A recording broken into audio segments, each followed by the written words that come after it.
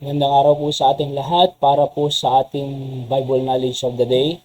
Ngayon pong March 26, 2026 ng Webes, Proverbs 16:24, Pleasant words are as an honeycomb, sweet to the soul, health to the bones.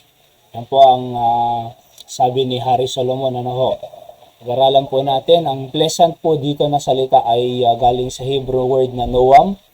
Agreeableness po, yung ang ibig sabihin yan. At delight, another meaning ay suitableness, and splendor or grace. Yan po ang ibinigay ng Concordance Dictionary. Ano po? Agreeableness or suitable, compatible, mga kapatid. So yung health po dito, nasabi ng Bible na health to the bones, yung pleasant word, marpe sa Hebrew, ibig sabihin po ay medicine, a cure, a remedy.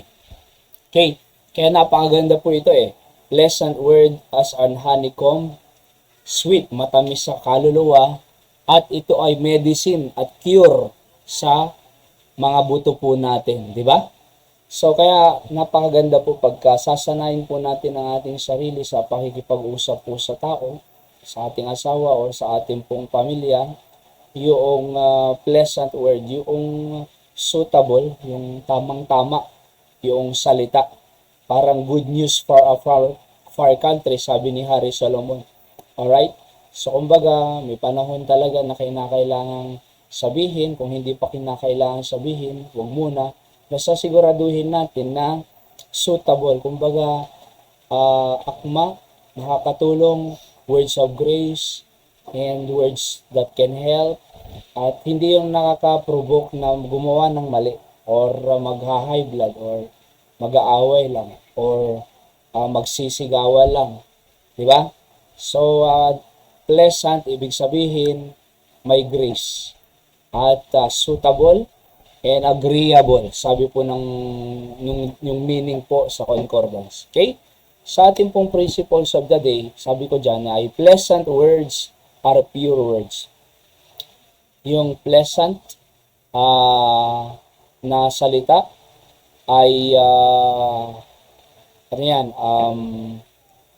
pure words. Alright? So bakit? Kasi suit kumbaga agreeable, delight, makapasaya mo, makakatulong doon sa tao. See? At number 2, if our words are suitable, they are sustainable. So kung ating mga salita is suitable, kumbaga tamang-tama, sakto, and nakakatulong, they are sustainable. It can sustain their lives. Kasi po, words can be between life and death. So, words can be between life and death. It can build a person or destroy a person. It can build your spouse or it can destroy your spouse, diba? It can build your family, your children, or it can destroy your family or children. See? Kaya nga, to sustain our family, we use suitable words, pleasant words. Okay? So, sanayon po natin bagamat may pagkakataon talaga na hindi rin natin nababantayan ang ating sarili, pero go back to the Bible. Okay? So, yan po ang ating Bible knowledge of the day. God bless you po at see you on our daily words of encouragement tonight. God bless.